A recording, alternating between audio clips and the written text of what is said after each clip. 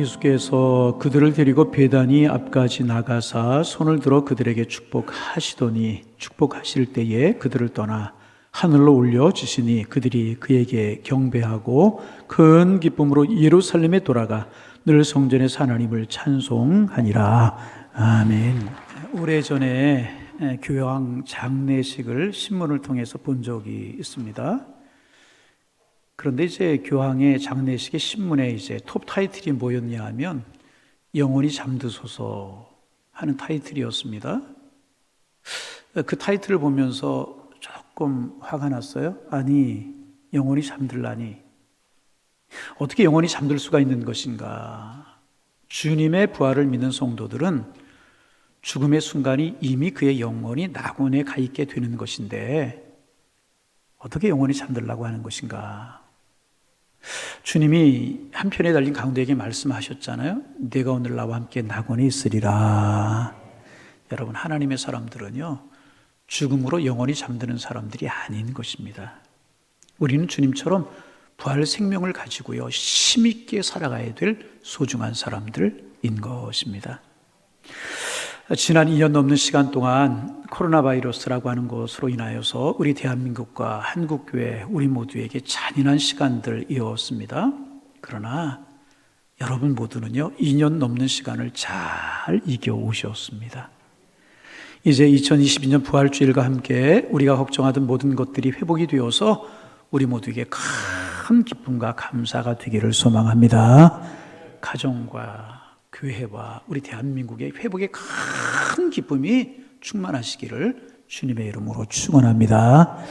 오늘 본문에도 그런 이야기가 이제 나와 있습니다. 예수님의 부활은요, 제자들에게 말할 수 없는 큰 기쁨을 가져다 주었습니다. 제자들은 부활하신 주님을 만나고요, 큰 기쁨을 얻었어요. 그래서 본문 52절, 53절을 보면 이렇게 되어 있잖아요. 그들이 그에게 경배하고 큰 기쁨으로 예루살렘에 돌아가 늘 성전에서 하나님을 찬송하였다. 이렇게 기록하고 있습니다. 제자들이 예수님의 부활을 체험하고요, 그들의 가슴이요, 터질 듯한 기쁨으로 가득 찼다는 것입니다. 여러분, 반복합니다.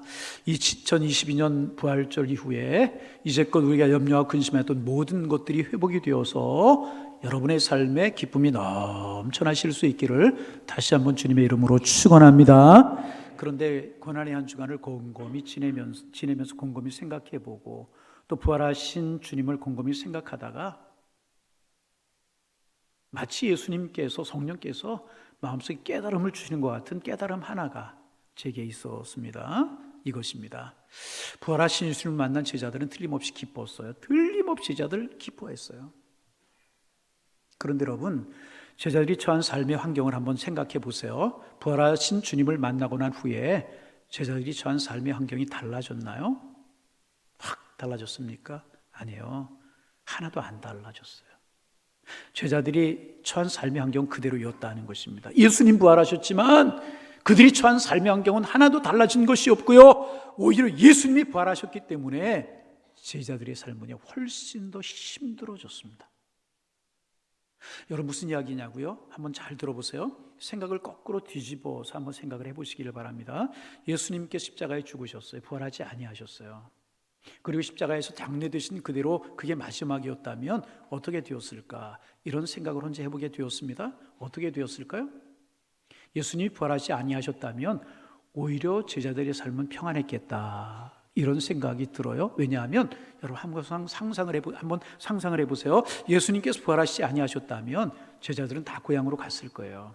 그리고 예전처럼 어부가 되든지 아니면 자기 직업으로 돌아갔을 것입니다. 그리고 그들은 가족들과 함께 살아갔을 것입니다. 물론 그들의 마음은 늘 허전했을 것입니다. 예수님 생각 잊을 수가 없었을 거예요.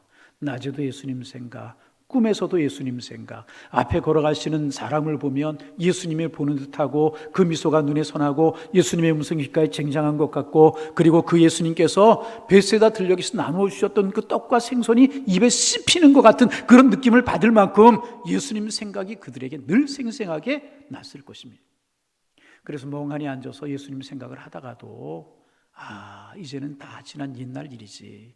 그리고 자리를 들고 일어나서 또 고기를 잡기 위해서 아마도 그들은 갈릴리 바닷가로 갔을 것입니다. 그런가 하면 이들이 예수님의 제자였던 것을 아는 사람들은 이들을 찾아와서 그렇게 이야기했을 것입니다. 당신들 예수님의 제자였다면서요? 그분이 하셨던 말씀 많이 생각나는 거 있을 것 아니겠습니까? 그분 참 말씀 참 귀했는데 그분이 들려주신 말씀 중에 생각나는 거 있으면 우리에게 좀 들려주세요. 이렇게 이야기하거나 아니면 그분이 엄청난 이적을 행하셨는데 죽은 사람을 살리시고 바다 위를 걸으시고 풍랑을 잔잔케 하시고 12의 혈류증 앓건 여인을 고쳐주시고 귀머거리에 귀를 뜨게 해주셨는데 당신들이 그분의 제자였다면 그분에게 배웠을 것 아닙니까? 지금 제 딸이 많이 아픕니다. 그 당신의 스승에게 배웠을 것 아닙니까? 오셔서 좀 기도해서 고쳐주십시오. 이런 요청을 받았을지도 모르겠어요. 그러면 제자들 여러분은 어떻게 했겠습니까? 손사래를 막 치면서요, 다 옛날 이야기라고 하면서 눈물을 보이면서 돌아서지 않았겠습니까? 이런 생각을 해보기도 하게 되는 것입니다.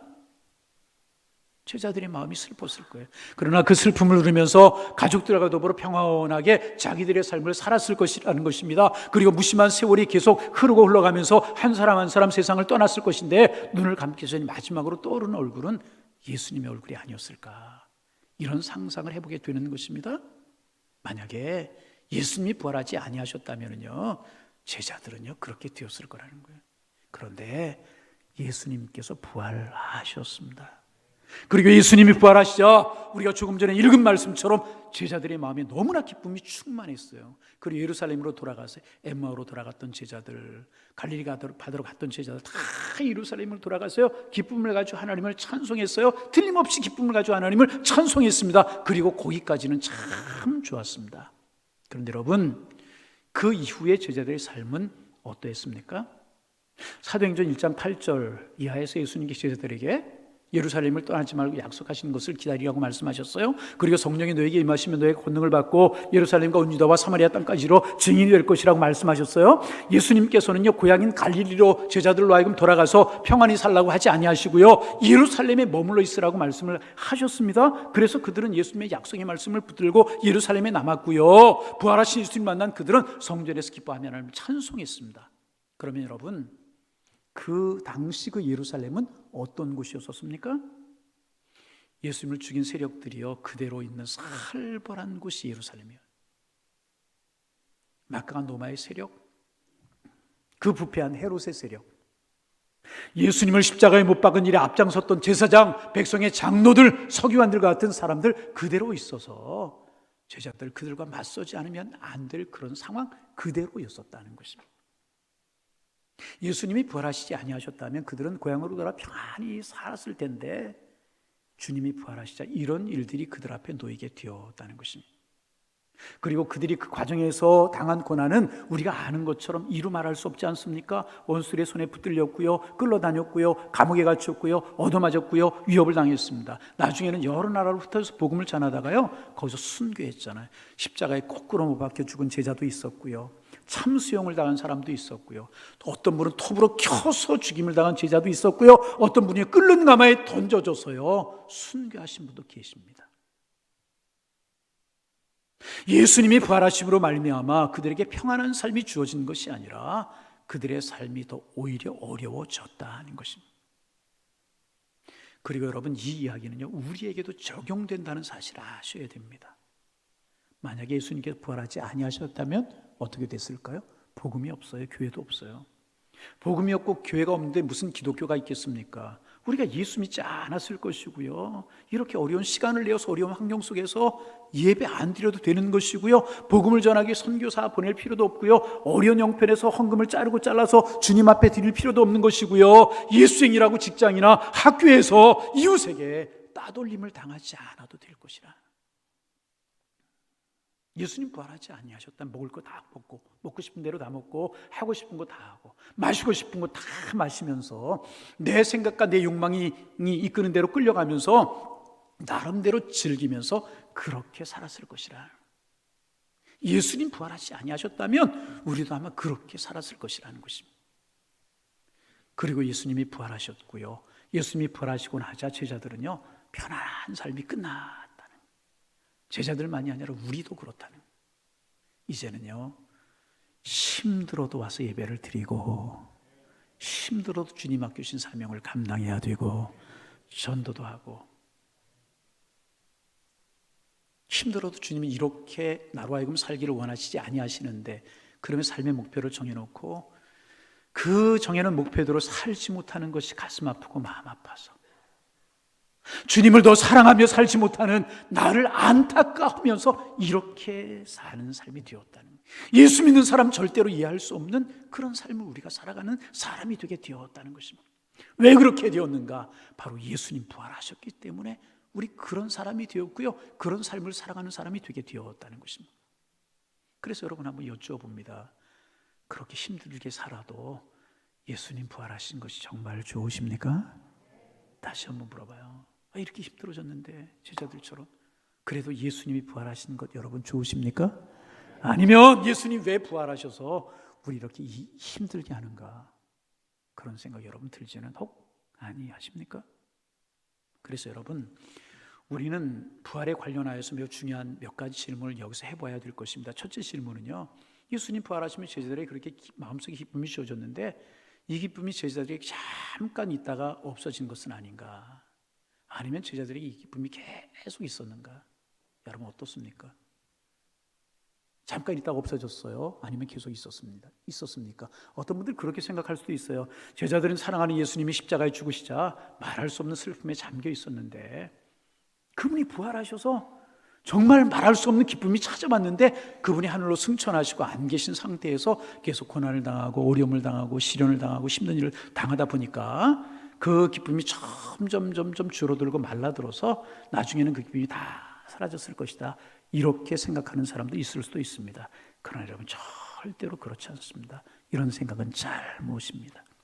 제자들에게 임했던 그 기쁨은요, 시간이 가고 세월이 흘러도요 조금도 줄어들거나 사라지지 않는다는 거예요. 오히려 기쁨은 계속 솟아났어요. 기쁨이 더 퍼져나갔어요. 제자들에게만 그런 기쁨이 있었던 것이 아니라 제자들을 통해서 예수를 믿게 된 사람들에게도요, 성도들에게, 그 성도들에게도요 기쁨이 샘솟듯 넘쳐나게 되었다는 것입니다. 그 증거를요 베드로 전서에서 찾아볼 수 있어요. 베드로전서 1장 3절에 이렇게 되어 있습니다. 우리 주 예수 그리스도의 아버지 하나님을 찬송하리로다. 그의 많으신 궁일대로 예수 그리스도를 죽은 자 가운데 부활하게 하심으로 말미암아 우리를 거듭나게 하사 산 소망이 있게 하시며, 그랬어요. 여러분, 베드로 전서는요, 베드로 사도가 예수님 죽으시고 난 후에, 십자가에 죽으시고 승천하시고 난 후에 몇십 년이 지난 다음에 쓰여진 서신서가 베드로 전서라는 거예요. 그런데 우리 주 예수 그리스도의 아버지 하나님으로 인해 찬송할 것이다. 그분이 죽은 가운데 부활하심으로 말미암아 우리를 거듭나게 하사 산 소망이 있게 하셨다. 몇십 년이 지난 후였지만 그 부활의 기쁨, 예수 믿는 기쁨이 사그라들기는커녕 지금도 살아서 기쁨을 주는 소망으로 우리에게 남아있다. 여전히 그들은 기뻐했다. 베드로만 그렇게 기뻐한 것이 아니고요, 베드로를 통해서 예수 믿게 된 성도들을 그랬습니다. 베드로전서 1장 6절입니다. 그러면 너희가 이제 여러 가지 시험으로 말미암아 잠깐 근심하게 되지 않을 수 없으나, 시련과 고난, 핍박 이런 것 때문에 잠깐 근심할 수 있다는 거예요. 그러나 그 뒤에 하는 말씀, 그러나 오히려 크게 기뻐하는도다. 초대교회 성도들이 여러 가지 고난도 당했고 질고 당했지만 그 부활의 주님이 주시는 기쁨, 그 예수님이 주시는 기쁨이 사라들어 없어지기는커녕 오히려 더 커져갔는데, 환난과 기쁨을 당하면서도 오히려 크게 기쁘도록 그들을 만들어 주었다는 것입니다. 사랑하는 성도 여러분, 예수님이 부활하심으로 말미암아 주어진 이 기쁨이 우리 향일교회 성도님들 모두에게 넘쳐나시기를 주님의 이름으로 축원합니다. 그 기쁨 잠깐 동안 있다가 없어지는, 사라지는 그런 기쁨이 아니라 점점 더 풍성하고 다른 사람에게까지 전해지는 기쁨이 되어야 된다는 것입니다.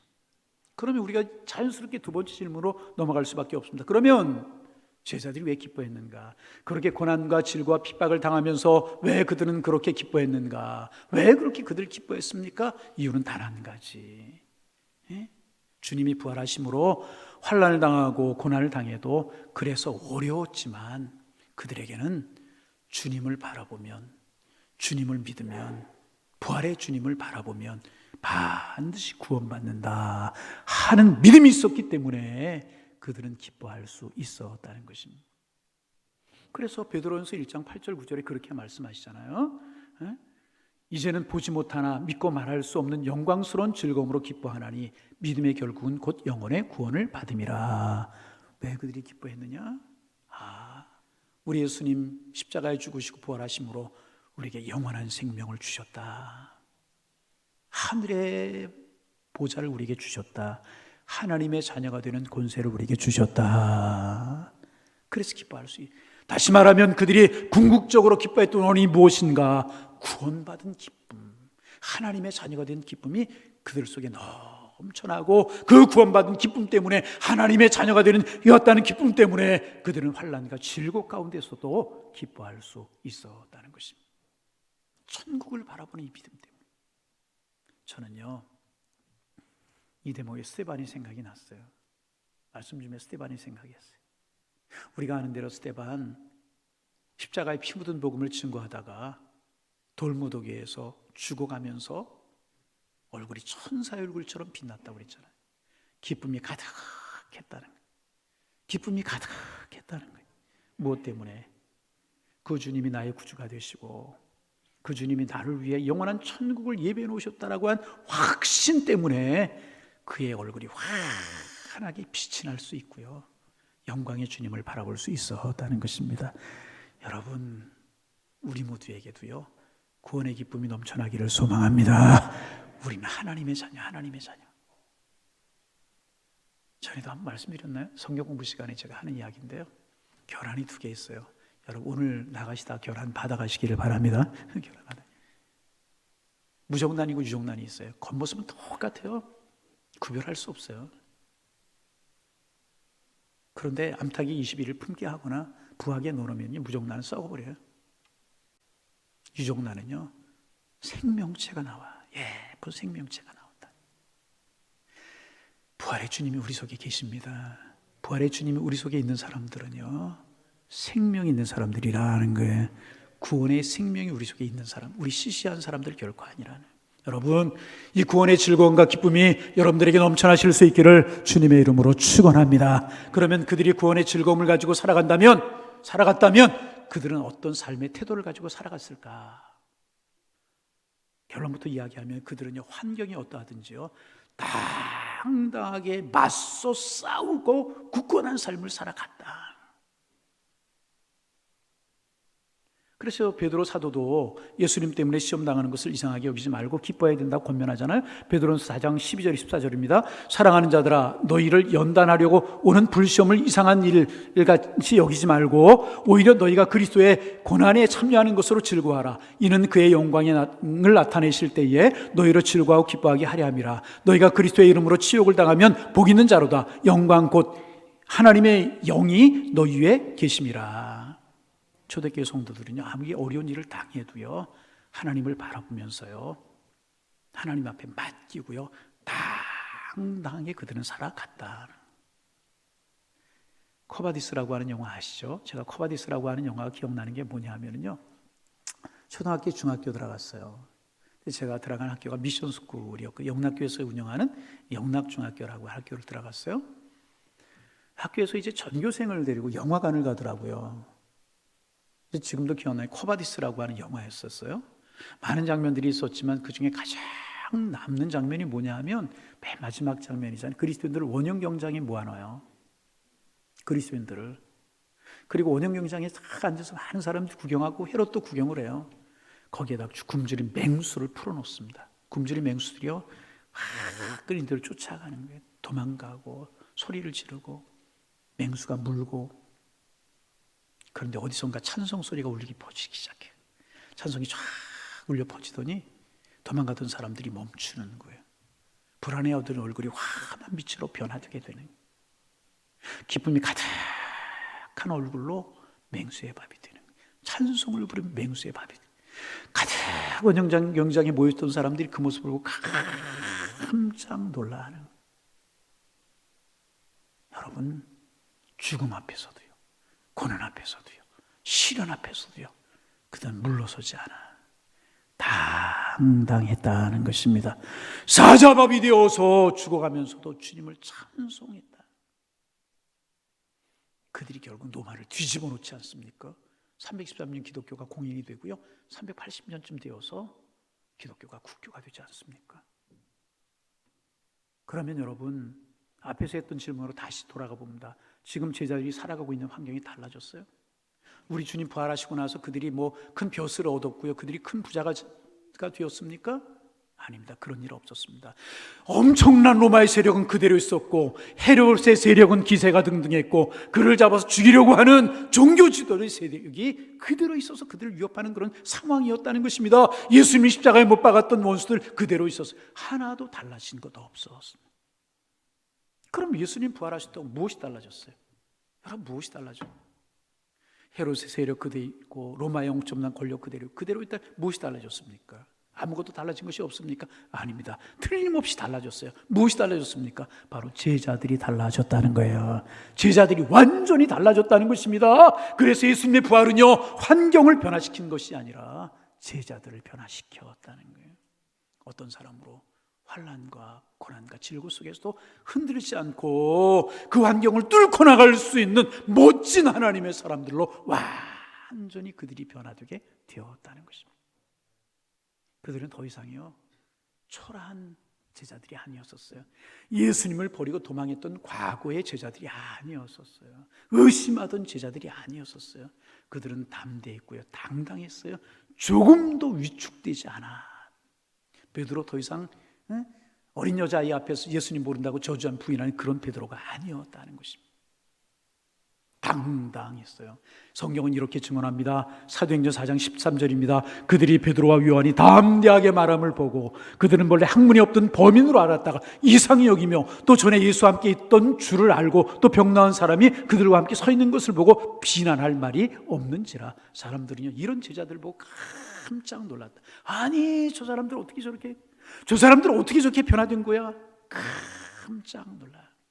그 후에 끌려가서 매를 맞았지만 겁에 질린 것이 아니라 오히려 기뻐했습니다. 완전히 달라졌어요. 당당한 사람이 되었어요. 두렵지 않는 사람들이 되었어요. 담대한 사람들이 되었다는 것입니다. 그러면 여러분, 어떻게 이들이 이렇게 달라지게 되는 것입니까? 부활의 주님의 능력이, 살아계신 주님의 능력이 그들 속에서 역사했기 때문에 그들은 달라지게 된 것이라는 거예요. 그래서 이들은요, 세상이 감당하지 못할 사람들이 되어가고 있었다는 것입니다.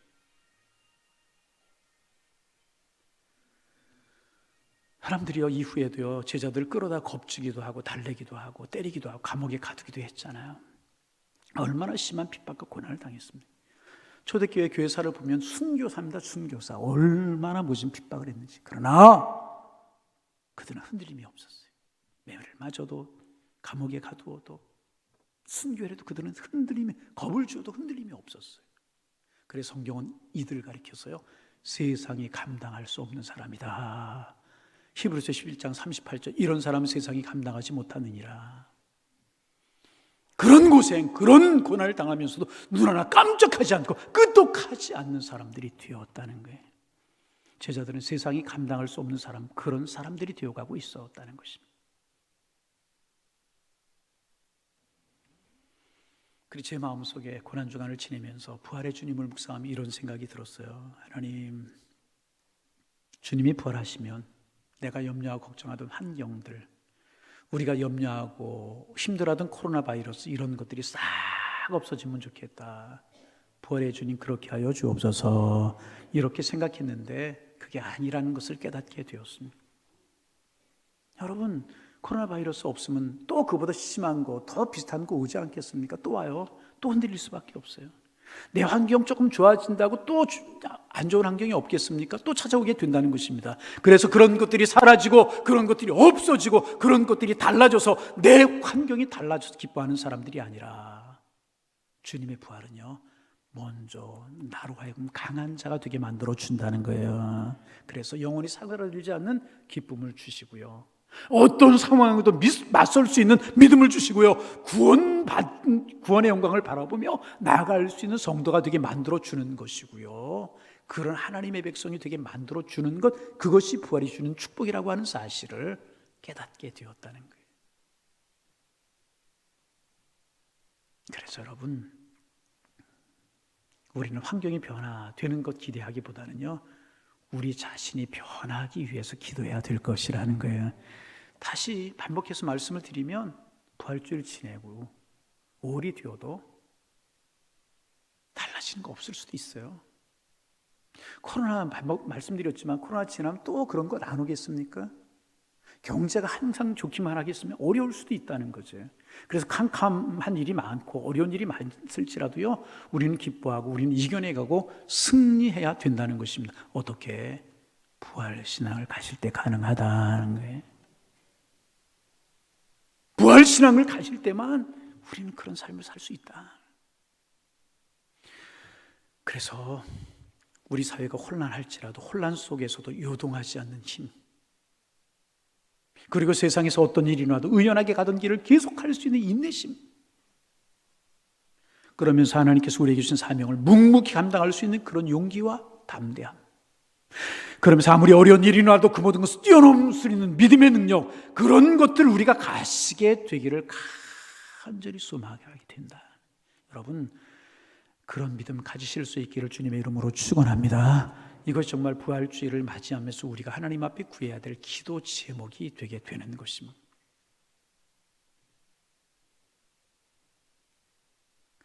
한 여인이 오랫동안 기다린 끝에 3대 독자를 낳았어요. 3대 독자를 낳았으니 얼마나 기쁘고 행복했겠어요. 아이를 품에 안고 늘 자장가를 부르는 여인은 기쁨으로 충만했습니다. 얼마나 기뻤겠어요. 그러나 몇 년 후에 아들이 자폐라고 하는 사실을 알게 되었을 때 그 기쁨은 슬픔으로 바뀌어버리고 말았습니다.